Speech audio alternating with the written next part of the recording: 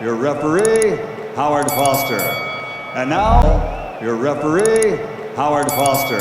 Yes bwana, gumzo kubwa mtandaoni imekuwa kiwango ambacho amekionyesha Samael Welem. Wengi wanasema kwamba kiwango chake kwa sasa kimeshuka, sio yule msauzi ambaye alikuja awali kucheza na Tua Kassim Kiduku, lakini pia hajaonyesha kiwango kile ambacho alikuja kucheza na Selemani Kidunda. Wanaamini ya kwamba endapo atapata bahati ya kurudiana na mabondia hawa, huenda Samael Welem akapoteza kabisa pambano lake. Pambano ambalo wamelizungumzia zaidi kusema kwamba kiwango chake kimeshuka ni hili ambalo alicheza dhidi ya Mghana, pambano ambalo lilipigwa tarehe 31 usiku wa mkesha wa mwaka mpya mwaka 2025, ambapo alipata bahati ya kucheza na bondia kutoka nchini Ghana aliyefahamika kwa jina la Emmanuel Matei. Yes, kwenye pambano hili Samael Welem ameshinda kwa ushindi wa point na kutoa ubingwa wa WBO Africa kwenye light heavy, pambano ambalo tangu raundi ya kwanza mpaka raundi ya mwisho watu wameweza kukosoa na kusema kwamba kiwango chake kimekuwa tofauti na kile ambacho alikuwa anakuja katika ardhi ya Tanzania kwa siku za nyuma. Baadhi ya sababu ambazo amezitaja kitu ambacho kimemfanya ashuke: moja, wanasema walimu ambao wanamfundisha kwa sasa tofauti na wale wa awali, lakini sababu ya pili ambayo wanahitaja, wanasema kwa sababu kwa sasa kijana huyu ameoa,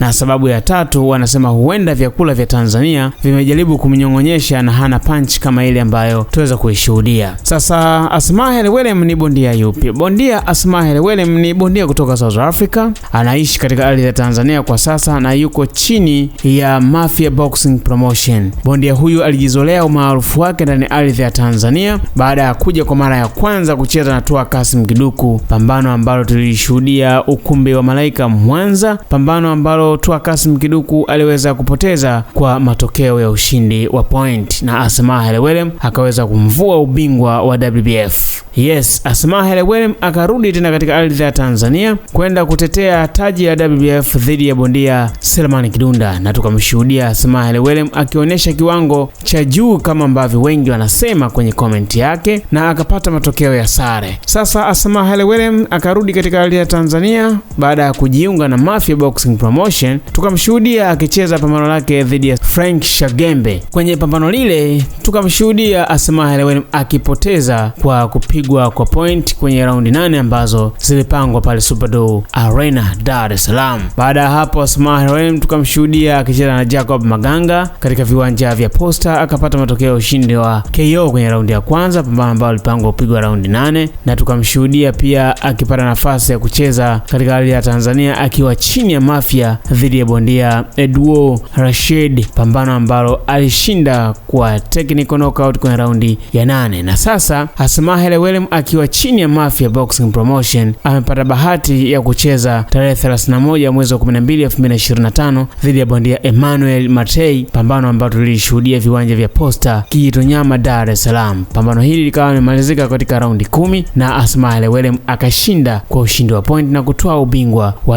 WBO Afrika. Sasa watu wanasema kiwango ambacho amekionyesha kwenye ushindi huu wa WBO kimekuwa tofauti na kile ambacho alikionyesha wakati amecheza na Tua Kassim Kiduku, lakini pia amekionyesha tofauti na kile ambacho alicheza na Selemani Kidunda. Kwa hiyo wanasema kwamba ameshuka. Mdau kupitia ukurasa wa Instagram akawa ameweka video fupi ikimuonyesha Samael Welem anamalizia raundi yake ya 10 kwenye pambano la ubingwa wa WBO Africa dhidi ya bondia Mghana, na kwenye matokeo yale akawa ameonekana ameshinda. Sasa baada ya kuweka hiyo video fupi akasema Samael Welem sawa ameshinda, lakini kuna mahali uwezo wake umepungua, sio yule aliyepigana na Tua Kassim Kiduku. Anyway, wenye jicho la boxing wanaweza kuona na kusema. Baada ya kuweka hoja hiyo, sasa wadau wakawa wameweza kujitokeza na kutoa maoni mbalimbali. Akajitokeza Edison akasema upo sahihi, kijana ingawaje alicheza na mpinzani mzuri, lakini pia uwezo wake umepungua kidogo. Kwangu mimi naamini ni jambo la mpito tu, nadhani ni vitu viwili vimechangia. Kijana ameanza maisha ya familia tofauti na zamani, na kila mtu anajua ukiwa peke yako na ukiwa wawili siku zote, na watu wanajua utofauti ukiwa peke yako na mkiwa wawili. Sasa siku za mwanzoni unaweza kupoteza uwezo kwa muda, kwa hiyo inaweza ikawa sababu ya kwanza. Sababu ya pili ni makocha wake. Ile technical team yake imebadilika kwa sasa, anawatumia watu wa hapa Ukiangalia fight alizocheza hapa kabla ya wale technical team yake ya South, alikuwa anapangiwa mechi nzuri sana na alikuwa anawatazama makocha wake muda wote wa fight ili kujua sehemu gani aweze kubadilisha. Wale wa South wanajua sana kusoma mchezo. Kijana alikutana na mpinzani mzuri, mpinzani alikuwa ana utulivu, anatembea na ana timing sana na ana stamina nzuri mno, iliweza kumnyima Asmahel Welem nafasi ya kucounter punch ndani ya punch nyingi, na tumemshuhudia amepiga punch nyingi sana nje tofauti na target ambayo alitakiwa acheze. Lakini kwenye ile pambano tukawa tumemwona mpinzani wake aliweza kutengeneza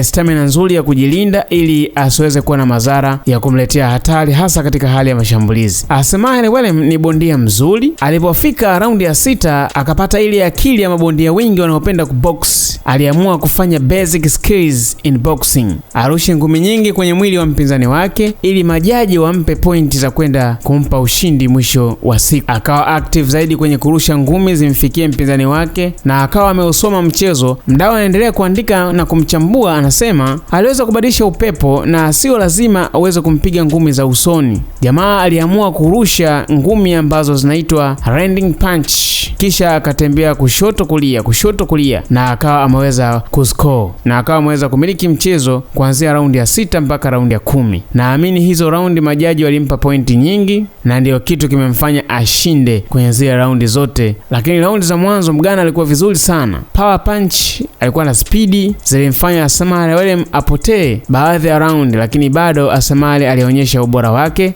maana siku zote mtu bora huwa anaonekana kuwa bora. Lakini mwisho wa siku hii fight ilikuwa ya ufundi sana. Ni wapongeze sana waliweza kuandaa ile pambano, waliweza kumletea mpinzani mzuri, lakini kiukweli kwa sasa Asmahel Welem uwezo wake umepungua, na mimi naungana mkono na wewe, tofauti na yule ambaye tuliweza kumshuhudia katika mapambano mawili, la Toa Kiduku pamoja na la Selemani Kidunda. Ngoja tuone makocha wake hawa kutoka pale Mafia, huenda wanataka kumbadilisha mapigo na vitu vingine, lakini bado hawajamuwin kumtengeneza yule ambaye alikuwa tishio kama ambavyo alikuwa anamilikiwa na wale wa South. Chabomu anasema Asmahel Welem aliyempiga Toa Kasim Kiduku ni tofauti na huyu wa sasa kwa sababu makocha wamekuwa tofauti. Mimi nadhani wenzetu wa South Africa wako juu sana kimkakati, kufundisha na vitu vingine tofauti na sisi wa Bongo, na ndio maana makocha wengi wa hapa wanajifunza kutoka kwa makocha wengine. Lakini mchezo ulikuwa mzuri, amejitahidi sana, aangalie namna ya kuweza kubadilisha walimu ili waweze kusogea. Mimi sio mtaalamu sana wa boxing, lakini nikikompea kile alichokifanya kwa Toa Kasim Kiduku, kweli amepungua ubora. Sawa, pambano lipo na hii klipu fupi kama ambavyo unaitazama. Wewe pia kwa upande wako utakuwa una maoni gani? Je, ni kweli Asmahel Welem amepunguza ubora wake tofauti na yule ambaye tuliweza kumshuhudia katika mapambano dhidi ya kina Toa Kasim Kiduku na Selemani Kidunda, au yuko vile vile? Au ni kweli sababu ambazo nazitaja wadau kusema kwamba utofauti wa walimu, lakini pia na changamoto ya kuweza kuoa hivi karibuni imeweza kumchangia aweze kupungua, au aliletewa mpinzani ambaye anatumia akili nyingi tofauti na yeye? Tukutane kwenye comment, lakini pia tazama hii video fupi. Your referee, Howard Foster. And now, your referee, Howard Foster.